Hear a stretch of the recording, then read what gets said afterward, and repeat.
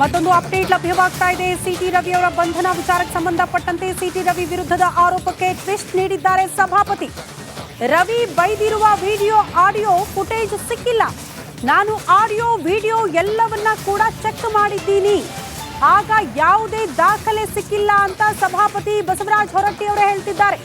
ಸದನದ ಕಲಾಪ ಮುಂದೂಡಿದ ನಂತರ ಈ ಘಟನೆ ಆಗಿದೆ. ಕಲಾಪದಲ್ಲೇ ಆಗಿಲ್ಲ, ಕಲಾಪವನ್ನ ಮುಂದೂಡಿದ ಬಳಿಕ ಆಗಿರುವಂತಹ ಬೆಳವಣಿಗೆ ಇದು ಅನ್ನುವಂತಹ ವಿಚಾರವನ್ನ ಸಭಾಪತಿ ಬಸವರಾಜ ಹೊರಟ್ಟಿ ಅವರು ಹೇಳ್ತಿದ್ದಾರೆ. ಅಲ್ಲಿಗೆ ಸಿಟಿ ರವಿ ಅವರ ಈ ಪದ ಬಳಕೆ ವಿಚಾರಕ್ಕೆ ಸಂಬಂಧಪಟ್ಟಂತೆ ಮೇಜರ್ ಟ್ವಿಸ್ಟ್ ಇದು ಈ ಹೇಳಿಕೆ. ಒಳಗೆ ಗಲಾಟೆ ನಡೆದಿದೆ ಅಂತೇಳಿ ಹೇಳಿದರು. ಗಲಾಟೆ ನಡೆದತ್ತೆ ಹೇಳಿದ್ರು. ನಾವು ಕೂತ್ಕೊಂಡಿವಿ, ನಮ್ಮ ಸೆಕ್ರೆಟರಿ ಅವರು, ನಮ್ಮ ಸ್ಟಾಫ್ನವರು, ಹಿಂಗೆಲ್ಲ ಗಲಾಟೆ ನಡೆದಿದ್ದು. ಏನು ನಡೆದು ಹಿಂಗೆ ಜಗಳ ಭಾಳ ಜೋರು ನಡೆದು ಆಯ್ತು. ನಾವು ಸುಮ್ಮನೆ ಕೂತ್ಕೊಂಡ್ವಿ, ಅದೆಲ್ಲ ತಿಳಿಯಾಗ ಮಟ್ಟ ಕೂತ್ಕೊಂಡೆ. ಆಮೇಲೆ ಲಕ್ಷ್ಮೀ ಹೆಬ್ಬಾಳ್ಕರ್ ಅವ್ರು ಬಂದು ನನಗೆ ಒಂದು ಕಂಪ್ಲೇಂಟ್ ಕೊಟ್ಟರು. ಹಿಂಗೆ ಸಿಟಿ ರವಿ ಅವರು ನನಗೆ ಕೆಟ್ಟದಾದಂಥ ಪದ ಬಳಸಿ ನನ್ನ ಚಾರಿತ್ರ್ಯ ಮಾಡ್ಯಾರ, ಅದಕ್ಕೆ ಅವ್ರ ಮೇಲೆ ನೀವು ಕ್ರಮ ತಗೋಬೇಕು ಅಂತ ಕೊಟ್ಟರು. ಕೊಟ್ಟ ನಂತರ ಮತ್ತು ಅಲ್ಲೆಲ್ಲ ವಾತಾವರಣ ಸರಿ ಇರಲಿಲ್ಲ. ಎಲ್ಲ ಭಾಳಷ್ಟು ಮಂದಿ ಕುಡಿದ್ರು, ಎಲ್ಲ ಮಂತ್ರಿಗಳು, ಶಾಸಕರು, ಎರಡೂ ಪಾರ್ಟಿಯವರು ಕೂತ್ಕೊಂಡ್ರು. ಆಮೇಲೆ ನಾನು ಮತ್ತು ಸಿಟಿ ರವಿ ಅವ್ರನ್ನ ಕರೆದೆ. ಈ ಥರ ನಿಮ್ಮ ಮೇಲೆ ಕಂಪ್ಲೇಂಟ್ ಕೊಟ್ಟರು, ನಿಮ್ಮ ಹೇಳಿಕೆ ಏನು? ಇಲ್ಲ, ನನಗೂ ಅವರು ಅಸಹ್ಯವಾಗಿ ಬೈದರು, ಅದಕ್ಕೆ ನಾನು ಅವ್ರಿಗೆ ಆ ಶಬ್ದ ಯೂಸ್ ಮಾಡಿಲ್ಲ, ಫ್ರಸ್ಟ್ರೇಟ್ ಆಗಿರಿ ಅಂದಿದ್ದೆ, ಅವ್ರು ತಪ್ಪು ತಿಳ್ಕೊಂಡಾರ ಅನ್ನುವಂಥ ಮಾತನ್ನು ಅವ್ರು ಹೇಳಿದರು. ನಮ್ಮ ಫುಟೇಜ್ ಆಗಲಿ, ನಮ್ಮ ಟಿ ವಿ ಆಗಲಿ, ನಮ್ಮ ಹೌಸ್ನಲ್ಲಿ ಅದರಲ್ಲಿ ಎಲ್ಲೂ ಯಾವುದೇ ರೀತಿ ಮಾಹಿತಿ ಸಿಗಲಿಲ್ಲ. ನಮಗೆ ಮಾಹಿತಿ ಸಿಗಲಾರ್ದಾಗ ನಾವೇನು ಮಾಡಲಿಕ್ಕೆ ಬರೋದಿಲ್ಲ. ಆದರೆ ಲಕ್ಷ್ಮೀ ಹೆಬ್ಬಾಳ್ಕರ್ ಪರವಾಗಿ ಉಮಾಶ್ರೀ ಅವರು, ಎಂ ನಾಗರಾಜ್ ಅವರು, ಆಮೇಲೆ ಬಲ್ಕಿಸ್ ಬಾಣು ಅವರು, ಯತೀಂದ್ರ ಅವರು, 4 ಮಂದಿ ನಮ್ಮ ಎದುರಿಗೆ ಮಾತಾಡ್ಯಾರ ಅಂತ ತಿಳ್ಕೊಂಡು ಅವರು ಒಂದು ಸಾಕ್ಷಿ ಕೊಟ್ಟರು. ಅದರಂತೆ ಇವರು BJP ಅವರು ಇವ್ರು ಯಾರೂ ಮಾತಾಡಿಲ್ಲ, ಏನೂ ಇಲ್ಲ ಅಂತ ಅವರೊಂದು ಕಂಪ್ಲೇಂಟ್ ಕೊಟ್ಟರು. ಎರಡು ಕಂಪ್ಲೇಂಟ್ಗಳನ್ನು ಕೊಟ್ಕೊಂಡು ಅವ್ರನ್ನ ಕರೆದು ಇಬ್ಬರನ್ನು ಮಾತಾಡಿ ಇಲ್ಲಿಗೆ ಮುಗಿಸೋಣ, ಇದನ್ನು ಸಮಾಧಾನ ರೀತಿಯಿಂದ ಎಲ್ಲ ಇಲ್ಲೇ ಅಡ್ಜಸ್ಟ್ ಮಾಡಿರಿ ನೀವು ಅಂದೆ. ಅವರು ಒಪ್ಪಲಿಲ್ಲ. ನಾವು ಕೊಟ್ಟಂಥ ಕಂಪ್ಲೇಂಟಿಗೆ ನಾವು ಬದ್ಧರಾಗಿವಿ, ಅದಕ್ಕೆ ನಾವು ಹಿಂದೆ ತಗೊಳ್ಳೋದು ಅಂತ ಹೇಳಿದರು. ಒಳಗೆ ಗಲಾಟೆ ನಡೆದಿದೆ ಅಂತೇಳಿ ಹೇಳಿದರು. ಮತ್ತೊಂದು ಅಪ್ಡೇಟ್ ಲಭ್ಯವಾಗ್ತಾ ಇದೆ. ಸಿಟಿ ರವಿ ಅವರ ಬಂಧನಕ್ಕೆ ಸಂಬಂಧಪಟ್ಟಂತೆ ಕೋರ್ಟ್ ಕರ್ಕೊಂಡು ಹೋಗಿದ್ರು. ಈಗ ಸಿಟಿ ರವಿ ಅವರ ವಿಚಾರಣೆ ಆರಂಭ ಆಗಿದೆ. ಕೋರ್ಟ್ ಹಾಲ್ಗೆ ಆಗಮಿಸಿದ್ದಾರೆ ನ್ಯಾಯಾಧೀಶಿ ಅನ್ನೋದರ ಡೀಟೇಲ್ ಸಿಗ್ತಾ ಇದೆ. ಕೋರ್ಟ್ನಲ್ಲಿ ಸಿಟಿ ರವಿ ಅವರ ವಿಚಾರಣೆ ಆರಂಭ. ಕೆಲ ಕ್ಷಣಗಳಲ್ಲಿ ಸಿಟಿ ರವಿ ಅವರ ಭವಿಷ್ಯ ಕೂಡ ನಿರ್ಧಾರ ಆಗುತ್ತೆ. ಕೋರ್ಟ್ ಹಾಲ್ಗೆ ನ್ಯಾಯಾಧೀಶಿ ಅವರ ಆಗಮನ ಆಗಿದೆ. ನ್ಯಾಯಾಂಗ ಬಂಧನನ ಅಥವಾ ಕಸ್ಟಡಿಯ ಕೆಲವೇ ಕ್ಷಣಗಳಲ್ಲಿ ಸಿಟಿ ರವಿ ಅವರ ಭವಿಷ್ಯ ನಿರ್ಧಾರ ಆಗುತ್ತೆ. ಬಹಳ ಕುತೂಹಲ ಇದೆ.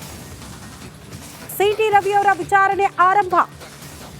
ಪರಿಷತ್ನಲ್ಲಿ ಒಬ್ಬ ಹೆಣ್ಣು ಮಗಳ ವಿರುದ್ಧವಾಗಿ ಅಶ್ಲೀಲ ಪದ ಬಳಕೆ ಮಾಡಿದ್ರು ಅನ್ನುವಂಥ ವಿಚಾರಕ್ಕೆ ಸಂಬಂಧಪಟ್ಟಂತೆ ಬೇರೆ ಬೇರೆ ಸೆಕ್ಷನ್ ಅಡಿ ಅವರ ವಿರುದ್ಧ ಪ್ರಕರಣ ದಾಖಲಾಗಿದೆ.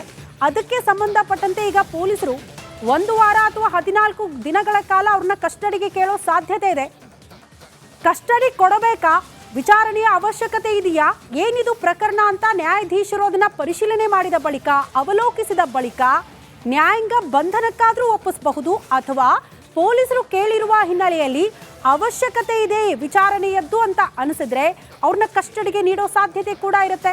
ಹಾಗಾಗಿ ಇದು ನ್ಯಾಯಾಧೀಶರ ವಿವೇಚನೆಗೆ ಬಿಟ್ಟಿರುವಂಥದ್ದು. ನ್ಯಾಯಾಂಗ ಬಂಧನನ ಕಸ್ಟಡಿಯ ಅವರೇ ಡಿಸೈಡ್ ಮಾಡ್ತಾರೆ ಈ ಪ್ರಕರಣವನ್ನ ಅವಲೋಕನ ಮಾಡಿದ ಬಳಿಕ. ಮತ್ತೊಂದು ಅಪ್ಡೇಟ್ ಲಭ್ಯವಾಗ್ತಾ ಇದೆ. ಸಿಟಿ ರವಿ ಅವರ ಬಂಧನಕ್ಕೆ ಸಂಬಂಧಪಟ್ಟಂತೆ ಮೇಜರ್ ಡೆವಲಪ್ಮೆಂಟ್ ಆಗ್ತಾ ಇದೆ ಬೆಳಗಾವಿಯಲ್ಲಿ. ಸಿಟಿ ರವಿ ಕೇಸ್ನ ತನಿಖಾಧಿಕಾರಿ ದಿಢೀರ್ ಅಂತ ಬದಲಾವಣೆಯಾಗಿದ್ದಾರೆ. ACP GM ಗಂಗಾಧರ್ ಅವರು IO ಆಗಿ, ಸ್ಪೆಷಲ್ ಮೋಸ್ಟ್ಲಿ ಆಫೀಸರ್ ಆಗಿ, ಇನ್ವೆಸ್ಟಿಗೇಷನ್ ಆಫೀಸರ್ ಆಗಿ ನೇಮಕ ಆಗಿದ್ದಾರೆ ಎನ್ನುವುದರ ಡೀಟೇಲ್ ಸಿಗ್ತಾ ಇದೆ. ಬೆಳಗಾವಿ ಖಾಸಗಿ ಆಸ್ಪತ್ರೆಗೆ RR ಪಾಟೀಲ್ ಅವರು ದಾಖಲಾಗಿದ್ದಾರೆ. ಹೀಗಾಗಿ ಗಂಗಾಧರ್ ತನಿಖಾಧಿಕಾರಿಯಾಗಿ, ಇನ್ವೆಸ್ಟಿಗೇಷನ್ ಆಫೀಸರ್ ಆಗಿ ನೇಮಕಗೊಂಡಿದ್ದಾರೆ ಎನ್ನುವುದರ ಡೀಟೇಲ್ ಸಿಗ್ತಾ ಇದೆ. ಸಿಟಿ ರವಿ ಅವರ ಕೇಸಿನ ತನಿಖಾಧಿಕಾರಿ ದಿಢೀರ್ ಬದಲಾವಣೆ ಯಾಕೆ ಅನ್ನುವಂತ ಪ್ರಶ್ನೆಗೆ ಈಗೇನು ತನಿಖೆ ಮಾಡ್ತಾ ಇದ್ರಲ್ಲ ಆ ಆಫೀಸರ್ ಸದ್ಯ ಆಸ್ಪತ್ರೆಗೆ ದಾಖಲಾಗಿದ್ದಾರೆ ಗಂಗಾಧರ್ ಅವರು. ಹಾಗಾಗಿ ತನಿಖಾಧಿಕಾರಿಯ ಬದಲಾವಣೆ ಆಗಿದೆ ಅನ್ನೋದರ ಡೀಟೇಲ್ ಸಿಗ್ತಾ ಇದೆ. ಬಟ್ ಗೊತ್ತಿಲ್ಲ ಇಲ್ಲಿ ಸತ್ಯಾಸತ್ಯತೆ ಎಷ್ಟರ ಮಟ್ಟಿಗಿದೆ ಅಂತ. ಒಟ್ಟಿನಲ್ಲಿ ಸಿಟಿ ರವಿ ಅವರ ಬಂಧನದಿಂದ ಹಿಡ್ಕೊಂಡು ಇಲ್ಲಿ ತನಕ ಕೂಡ 10 ಹಲವು ಅನುಮಾನಗಳಿಗೆ ಎಡೆ ಮಾಡಿ ಕೊಡ್ತಾ ಇದೆ ಪೊಲೀಸರ ನಡೆ. ಯಾರ ಅಣತಿಯಂತೆ ಕೆಲಸ ಮಾಡ್ತಿದ್ದಾರೆ ಅನ್ನುವಂಥ ಪ್ರಶ್ನೆ ಇದೆ. ಗೃಹ ಸಚಿವರು ಹೇಳಬಹುದು, ಪೊಲೀಸರು ಏನೇ ಮಾಡಿದ್ರು ಕೂಡ ಎಲ್ಲವನ್ನ ಹೇಳಬೇಕಂತ ಏನಿಲ್ಲ ಅಂತ. ಈ ಬಗ್ಗೆ ಮತ್ತಷ್ಟು ಡೀಟೇಲ್ಸ್ ಅನ್ನ ಕೊಡ್ತಾ ಹೋಗ್ತಾರೆ ನಮ್ಮ ಪ್ರತಿನಿಧಿ ಮೈಲಾರಿ ದೂರವಾಣಿ ಸಂಪರ್ಕದಲ್ಲಿ. ಮೈಲಾರಿ, ದಿಢೀರ್ ಅಂತ ತನಿಖಾಧಿಕಾರಿಯ ಬದಲಾವಣೆ ಯಾಕೆ? ಖಂಡಿತ ಕೃತಿ ಏನು ಹಿರೇಬಾಗೇಡಿ ಪೊಲೀಸ್ ಠಾಣೆಯಲ್ಲಿ ಸಿಟಿ ವಿರುದ್ಧ ಪ್ರಕರಣ ದಾಖಲಾಗಿತ್ತು. ಆ ಒಂದು ತನಿಖಾಧಿಕಾರಿಯಾಗಿ RR ಪಾಟೀಲ್ ಅವರು ನೇಮಕವಾಗಿದ್ದು, ಹೀಗಾಗಿ ಅವರಿಗೆ ಏನು ಆರೋಗ್ಯದಲ್ಲಿ ತೀವ್ರ ಏರುಪೇರು ಆದ ಹಿನ್ನೆಲೆಯಲ್ಲಿ ಅವರನ್ನ ಈಗ ಬದಲಾವಣೆ ಮಾಡಿದ್ದಾರೆ. ಬಿಜೆಪಿಯ ನಾಯಕ ಸಿಟಿ ರವಿ ಏನ್ ಬಂಧನ ಆಗಿತ್ತು, ಆ ಪ್ರಕರಣದ ಅಯ್ಯೋ ಆಗಿದಂತ ಅಂದ್ರೆ ದಿಢೀರ್ ಅವರ ಬದಲಾವಣೆ ಆಗಿರುವಂತದ್ದು. ಬೆಳಗಾವಿಯ ಗ್ರಾಮೀಣ ACP GM ಗಂಗಾಧರ್ ಅವರನ್ನ ಈಗ ತನಿಖಾಧಿಕಾರಿಯಾಗಿ ಮಾಡಿರುವಂತದ್ದು.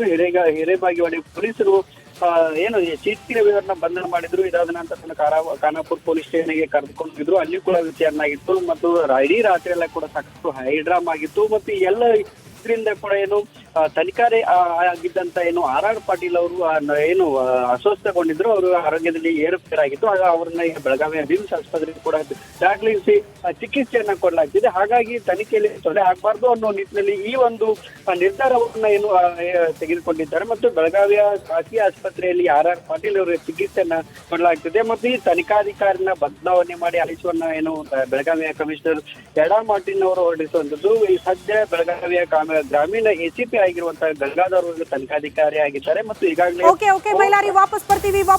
ಮತ್ತೊಂದು ಅಪ್ಡೇಟ್ ಲಭ್ಯವಾಗ್ತಾ ಇದೆ. ಬೆಳಗಾವಿ ಕೋರ್ಟ್ ನಲ್ಲಿ ವಿಚಾರಣೆ ಆರಂಭ ಆಗಿದೆ ಅನ್ನೋದ್ರ ಮೇಜರ್ ಅಪ್ಡೇಟ್ ಲಭ್ಯವಾಗ್ತಾ ಇದೆ. ಸಿಟಿ ರವಿ ಅವರ ಭವಿಷ್ಯ ಕೋರ್ಟ್ ಕಟಕಟೆಯಲ್ಲಿ. ಜಡ್ಜ್ ಮುಂದೆ ಕೈ ಮುಗಿದು ನಿಂತಿದ್ದಾರೆ ಸಿಟಿ ರವಿ. ಕೋರ್ಟ್ ನ ಆವರಣ ಎಂಟ್ರಿ ಆಗ್ತಾ ಇದ್ದಂತೆ ಸಿಟಿ ರವಿ ಅವರು ಭಾವುಕರಾಗಿರೋದನ್ನ ಗಮನಿಸಿದ್ವಿ.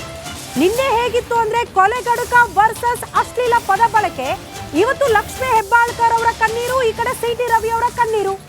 ಭಾವುಕರಾಗಿ ಇಬ್ರು ಕೂಡ ಈ ವಿಚಾರಗಳನ್ನ ಪ್ರಸ್ತಾಪ ಮಾಡ್ತಾ ಇದ್ರು. ಸಿಟಿ ರವಿ ಅವರ ವಯಸ್ಸು ಕೇಳಿದ್ದಾರೆ ನ್ಯಾಯಾಧೀಶೆ.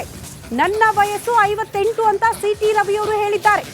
ಸಿಟಿ ರವಿ ಪರ MB ಜಿರಲಿ ಅವರಿಂದ ವಾದ ಮಂಡನೆ. ಸಿಟಿ ರವಿ ಅವರ ವಯಸ್ಸನ್ನ ನ್ಯಾಯಾಧೀಶರು ಕೇಳಿದ್ರು. ಇದು ಲಿಟ್ರಲಿ ಕೋರ್ಟ್ ಕಟಕಟೆಯಲ್ಲಿ ಆಗುವಂತಹ ಬೆಳವಣಿಗೆ. ಒಬ್ಬ ಸಾಮಾನ್ಯ ಆರೋಪಿ, ಸಾಮಾನ್ಯ ಜನಸಾಮಾನ್ಯರು ಕೂಡ ಏನೇ ತಪ್ಪು ಮಾಡಿದ್ರು ಕೋರ್ಟ್ ಕಟಕಟೆಯಲ್ಲಿ ನಿಂತಾಗ ನ್ಯಾಯಾಧೀಶರು ಕೇಳುವಂತಹ ಪ್ರಶ್ನೆಗಳಿದು. ಈ ಬಗ್ಗೆ ಮತ್ತಷ್ಟು ಡೀಟೇಲ್ಸ್ ಅನ್ನ ಕೊಡ್ತಾ ಹೋಗ್ತಾರೆ ನಮ್ಮ ಪ್ರತಿನಿಧಿ ಮೈಲಾರಿ ದೂರವಾಣಿ ಸಂಪರ್ಕದಲ್ಲಿ. ಮೈಲಾರಿ, ವಿಚಾರಣೆ ಆರಂಭ, ಒಟ್ನಲ್ಲಿ ಕೋರ್ಟ್ ಕಟಕಟೆಯಲ್ಲಿ ಸಿಟಿ ರವಿ ಅವರ ಭವಿಷ್ಯ ಏನ್ ನಿರೀಕ್ಷೆ ಮಾಡಬಹುದು? ಖಂಡಿತ ಕೃತಿ, ಪ್ರಮುಖವಾಗಿ ಏನು ಸಚಿವ ಹೆಬ್ಬಾಳ್ಕರ್ ಅವರಿಗೆ ಅಶ್ಲೀಲ ಪದ ಬಳಕೆ ಮಾಡಿದ್ದಾರೆ ಅನ್ನೋ ಪ್ರಕರಣಕ್ಕೆ ಸಂಬಂಧಿಸಿದಂತೆ ಈಗಾಗಲೇ ಬಂಧನ ಮಾಡಿರುವಂತಹ ಸಿಟಿ ರವಿ ಅವರನ್ನ ಬೆಳಗಾವಿಯ ಹೆಚ್ಚುವರಿ 5ನೇ ನ್ಯಾಯಾಲಯಕ್ಕೆ ಹಾಜರುಪಡಿಸಲಾಗಿದೆ. ಜೊತೆಗೆ ಕೋರ್ಟ್ ಕಲಾಪ ಕೂಡ ಆರಂಭ ಆಗಿರುವಂತದ್ದು. ಪ್ರಮುಖವಾಗಿ ಏನು ಕಲಾಪವನ್ನ ಪೀಠದಲ್ಲಿ ಕುಳಿತಂತ ನ್ಯಾಯಾಧೀಶ ಸ್ಪರ್ಶ ಡಿಸೂಜ ಎಂಬವರು ಕೂಡ ಈಗ ವಾದವನ್ನ ಆಲಿಸುವ ಕೆಲಸ